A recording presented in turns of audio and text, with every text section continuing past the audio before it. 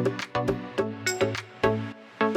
is up, you guys? Hey guys! We are finally back and better than ever. My name is Mia Guevara. I'm Katie Goodwin. And this is Against the Grain, Breaking Boundaries. Today we have, of course, another exciting episode for you guys. As former college golfers, one is now 2 years removed, we are going to be talking about our transition from college golf into kind of the real world, the NARP world, as some workforce, non-athletic, regular person world. Yeah, it's been quite the transition. I really have to think about, my timeline here. Like, when did I actually graduate? Right. I graduated actually from college in December of 2022, coming up on a year. Woo. But I walked in May, so it was like a weird little thing. But for the past year, I've been in the public education system. So much fun. It's been a heck of a ride, I can tell you guys that. But I wouldn't trade it for anything. It's put me exactly where I needed to be. Yeah. It's exactly what I went to school for, given other aspects aren't what I went to school for, right. But that's a totally other story. But on the coaching end of it, I was not expecting to walk into that tough of a program. Yeah, situation kind of. Yeah, the situation was very, I knew exactly what was there. Yeah. But I didn't think that it was gonna be that hard. So I took the challenge. But we're gonna keep it going. We're gonna overcome it. Yes, it's a fighting battle to this day. Right, I know. That transition though is so hard, going from college golf into everyday life, and now you're not necessarily using golf in every day, whereas in college it was just always so in the back of our minds. It was, I have practice today, I have tournament this next week, like team stuff, whatever. Like your life literally revolved around golf. Yeah, and I think I know for me, because a lot of you probably know I transferred from my last college where I played golf to a school, to Arizona State, where I do not play college golf. And after I stopped college golf, I literally went through an identity crisis. I didn't know who I was. At my past school, it was always, what's your name, where are you from, what sport do you play?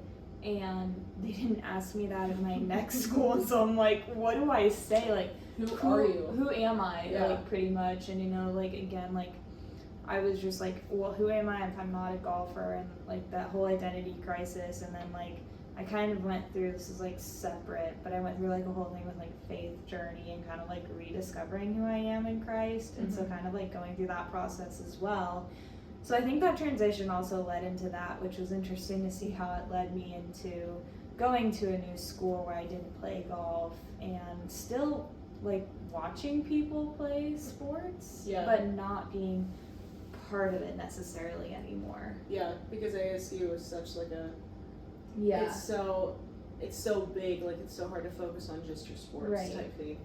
And we're at our other school, it was so 90% athletes. Yeah. If you didn't play a sport, why were you there? Yeah, whatever. But you're talking about the you brought up just the entire identity crisis thing. It's such a real thing to go through, because at one point I wasn't coaching golf. I was just kind of anticipating coaching golf. Yeah, that was just always in the back of your mind. I want to do this, but I'm gonna have to do other things until I get there. I picked up a part-time job, and I was like, dude, I don't know, there's so many different paths, and they were like, oh, you could be GM, and I was I don't know about that. And then finally, I'm in the coaching position. It's so weird, because I was taught that golf should be you eat golf, you breathe golf, you live golf, you sleep golf, you dream about it, you write about it. It's such an immersed sport at that college level. But then once I got to the high school level, they're like, oh, like, it's just another sport. And I'm like, Yeah. it's not. And you hear so many people when, like, you were in high school and you talk to them and they go, you're like, oh, when did you start playing golf? And they're like, oh, freshman year. Yeah. I'm like, I've been playing this sport since I was 4. Yeah. I'm like, Like, what? I know, like, we didn't play that, I didn't start that young. I started maybe in junior high. But I remember always being so dedicated to whatever sport I was playing. Yeah, exactly. And Like- it's kind of just like another thing for some of these people, and you're like, what? How? Yeah. I think that can automatically jump into, like, the last thing on our bullet list over here. Is, like, We always have our list, I like, know. back up in them. I know, like, I'm over here like, wait, hang on. Yeah, we also have like the Ryder Cup on in the back, There's- watching the U.S. get demolished in that, so that's fun. Love that. You knew when Victor made his albatross, it was already game over. Oh, dude, like, the crowd, everything, like, it really just set the tone for us. We, like, right out the gates. Right. We can't even talk, the Rory thing, just really, him running his mouth, I think that was just so funny. All of them. Being such children. Dude, I think it makes it so much more entertaining. Because there was nothing. No, yeah, because like you think about golf, it's like, oh, it's boring. But now it's like, nah, dog, like, Whoa. people care about it. Like, we were Right. just saying, like, you can care about it and you can be, like, immersed in it. Like, That's us now. Like, it's so funny because even though I don't play, I literally still eat, sleep, breathe golf. right. Like, And- I'm always like, I'm gonna go to the golf course. Yeah, and like I work at a golf course and I'm around it all the time. I've worked in junior golf. So again, like I see what these kids are going through. I see what these golfers are going through and I'm just like, get me out there. Like Yeah. I want to be playing, but it's not so much as like that competitive aspect, which really took me a long time to get away from in college. When I stopped college golf, I took a couple of month break, and when I went back to golf, I was like, whoa, this is a whole new world for me. I don't have to analyze my swing anymore, even though I still do. Yeah. And everyone else around me. Right. Like, I will still do that, but I don't have to be like, okay, I need to land this 5 steps onto the green. I need to roll it out 10 feet. I need to land it here and here to get up and down for a birdie. Like, it's just, you just go play now. No, yeah, and I think that's one thing that I've actually been struggling with is Mhm. getting back into like the analytics of golf and like being able to analyze the golf course and being able to just like have that mental quick read of okay, Yeah. like I need to dodge that or like the 5 yards, like anywhere and everything, because you think about where do you want the ball to go so often at the time, You do. but then in leisure golf you're kind of like, oh, if I hit the green I just Right. I just gotta hit the fairway.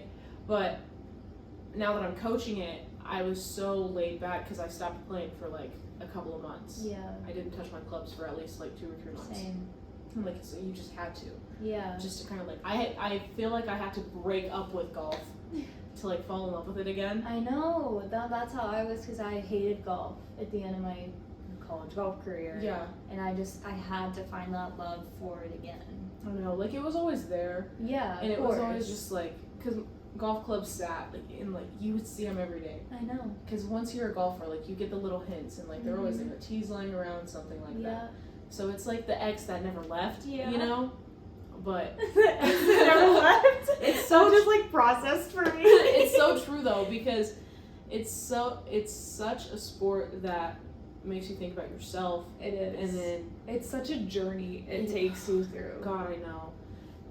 And it can happen so fast, or it can be such a process. Yeah, And if right. you're a true golfer, like you understand that. Like something Yeah. can either click or something can just like drag out.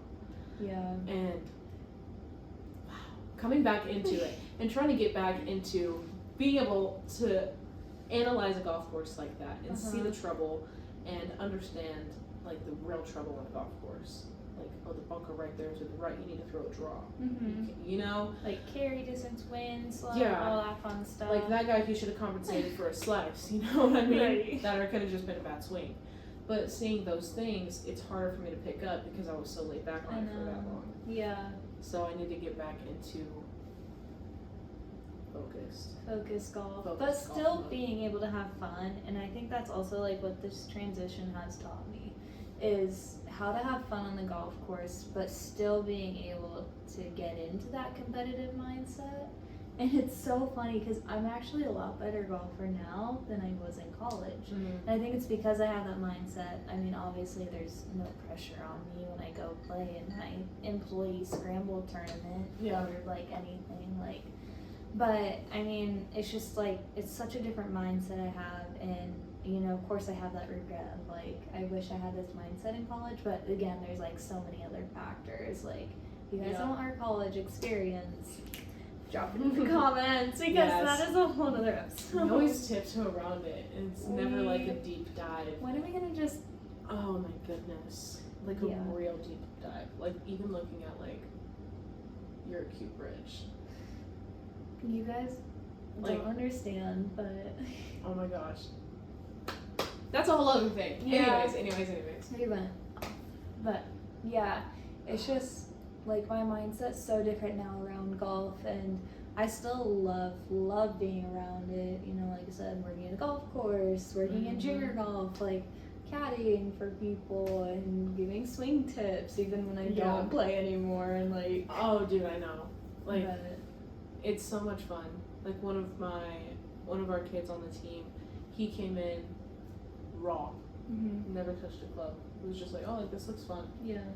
And within the last couple of weeks or like month that we've had him, dude, he's Really? picked it up, and it's Aw. been like such an amazing journey, and it really is. Like that's why I love the coaching. Yeah. And you're so good with kids too. Like it's just comes so natural, just like because I'm a little childish myself. Aw. So you gotta stay goofy with them, you know. Right. Like you just have to really think about the learning process that they're Mhm. going through. Yeah. Like, I'm always analytical about everything that I do. Cause I'm always Right. oh, like I've never really tried that before. I know. But always like, oh, like let's try it.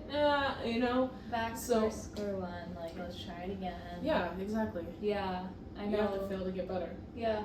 And it's like when I was working with junior golf, I did it for like 2 years. I got close to a lot of the kids, and I'd get closer to the older kids, so like 15 to 18, and of course they're going into college, and so it's so interesting to watch and just kind of think through Yeah. like with them, because they'll go to me for advice, and then you know when we all start becoming friends, we all start giving swing advice and stuff, and it's just like it's so fun to watch them go through that. And I think, you know, for us especially, we love working with kids in golf because we've been there.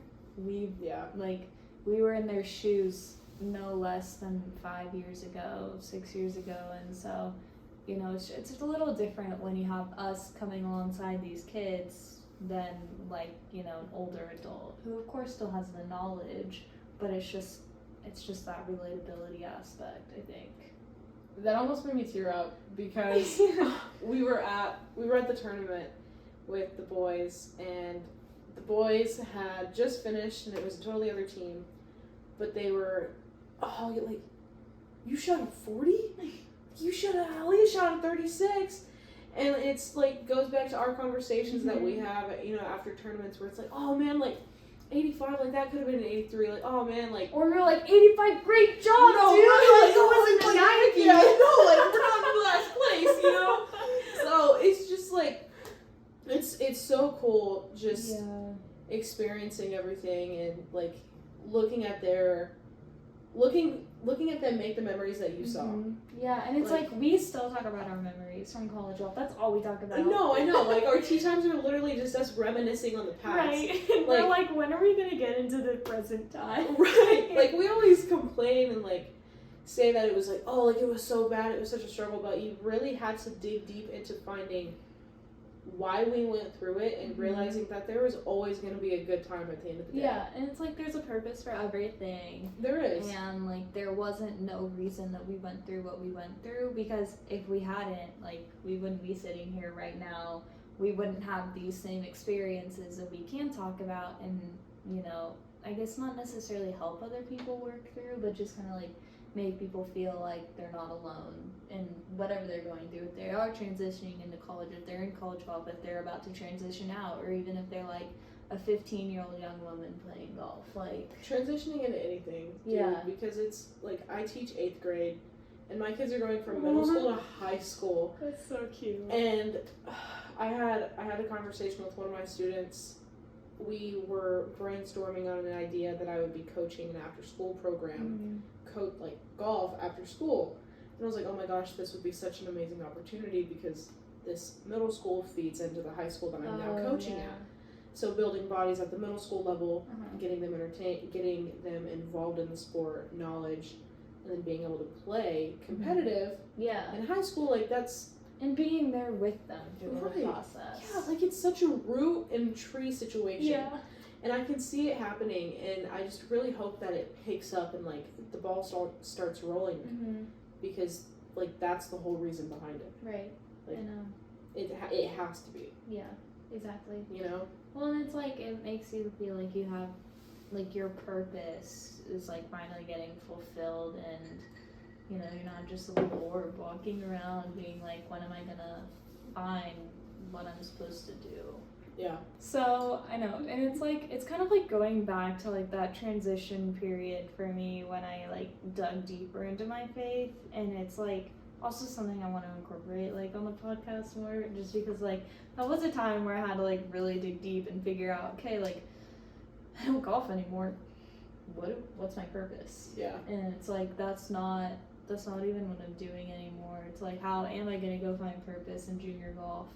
How am I gonna go find purpose in doing social media for golf? And it was kind of just like the wheels were all spinning, and I know we had a lot of conversations about it too. And you know, it's kind of just what you have to do. You have to talk it out. You have to pray about it. You have to like literally just feel like you're doing what you love to do.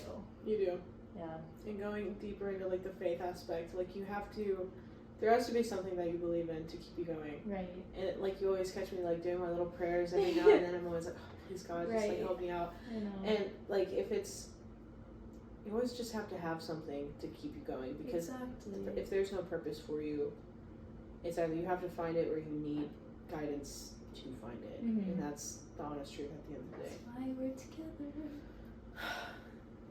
Perfect balance right here. It Yeah. really is. You know, like the TikTok thing, I've been thinking about this, where you go like this, and it's like two opposites. Oh my gosh.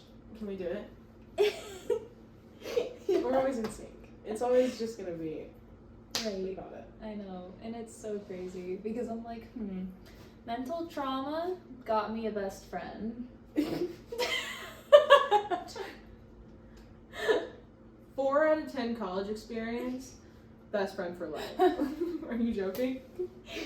Here we are. We got it. I hope you're ready to be the maid of honor at my wedding. No, because hey, right there, along the line. Oh my gosh. Good heavens. Yeah. Wow. I know, it's funny, and then I always go, oh, what a time that was. Like, I'm so old. I'm like 22, and then I'm like, oh, I'm 2 years removed from my competitive days. Like, back in my day. Dude, it's so bad because I catch myself doing it. I cringe. I was hanging out with a 19, 20-year-old, and I had mentioned the fact that I was engaged. And they were like, oh my God, your age is showing. And I was like, You're like, I'm 23. going on 24. It's scary, Yeah. but everyone hates you when you're 23, so I'm so ready Really? to turn. Have you not heard that before? No. The last year of my life has been I'm really another looking episode. forward to next year. I'm looking forward to next year. 24 is my year. It's the fact that we have so many like personal things we could talk about too. Not just golf or like women in sports. Like, No, this could be.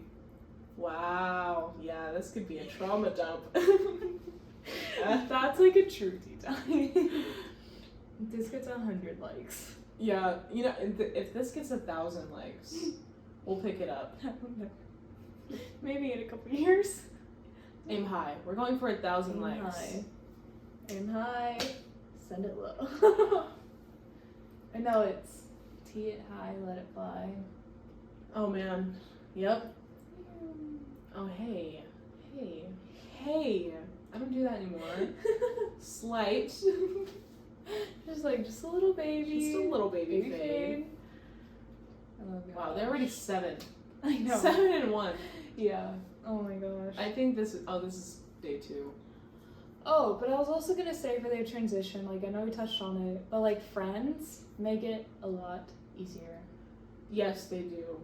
And I think that's what's been hard. Yeah. Is because after I transitioned, I've been in so many different locations job-wise that it's hard to find a consistent flow. Like solid friend group. A good foundation. And I think that I found a really good group now after working like the retail, because everyone there was like around my same age. Yeah. And in education, everyone was at least 10 to 20 years older than I was. And it was always just like me and 3 other young teachers. Yeah. I almost said students. Oh well. Right. And we were all just 3 different subjects, so we never really talked to each other. And yeah, I don't know. But finding a really good group after college is really important. Finding a community is what I've come to the conclusion. Yeah, I think about it all sure. the time. Like, that's the word that you have to use, is you have to find your community after college. Yeah. Like the true you, that you can be yourself Mm-hmm. and be happy and just embrace who you are within that little community. That's all you need. Exactly. And it's like when I was transitioning from school to school, I was in like my church at the time's young adult group, and we had like our little group of 5, 6, and I think just like having them through the process to really like lean on and stuff like really helped. And then now, as I'm getting ready to graduate, 2 months away, it's like I have my small group from my now young adult group, whatever. I have like you, I have some other friends just that I've kind of like collected, I guess, over the years or whatever. And then it's like I have my mom too and stuff, and so it's kind of just like relying on them. And it's hard when you want to like go to them, but you don't want to feel like a burden, you know. But you have to realize at the end of the day, even though they might not have played college sports, they might not have played golf, like they were still in your shoes at one point or another. Yeah. And I think it's just coming to realize that, like realizing that you're not a burden to these people. Like you're gonna go to them, they're gonna want to give you that support. Yeah. And so I think that's been super important. Even touching base on that is like staying in touch with the friends that you didn't play college sports with. Exactly. And like it's so hard. And shout out to the friends that I haven't really made contact with. Peace and love goes out to you guys. I'm just really bad at communicating. Right. You can ask Katie. I see, I'm that person who literally, if you don't text me back in 30 seconds, I'm like, oh my god, they hate me. I'm so bad. No, but we will always be here. Yes. Always got tea time. Tea time is always gonna be a thing. Always and forever. It's been 4 years now, tea time. Oh my gosh. And then it's never been canceled, rescheduled. No. Our tea time has always been so consistent. Yeah. Because it's always like, boom. You need to talk? Okay, let's talk. Right then and there. Right. I love it. Love the urgency for it. I know. Well, folks. Come stay tuned for next time. Maybe we'll drop our full college golf experience. I feel like that needs to happen already. I feel like we need drinks for that. We need drinks for that. No more than that one. Yeah, right? That's just lemonade. And I have my hydro, as always. Staying hydrated, queens. But folks, it's been fun. It's been real. As always. So good to see you. Yes. Until next time. I'm Katie Goodwin. I am Mia G. Bye. See ya.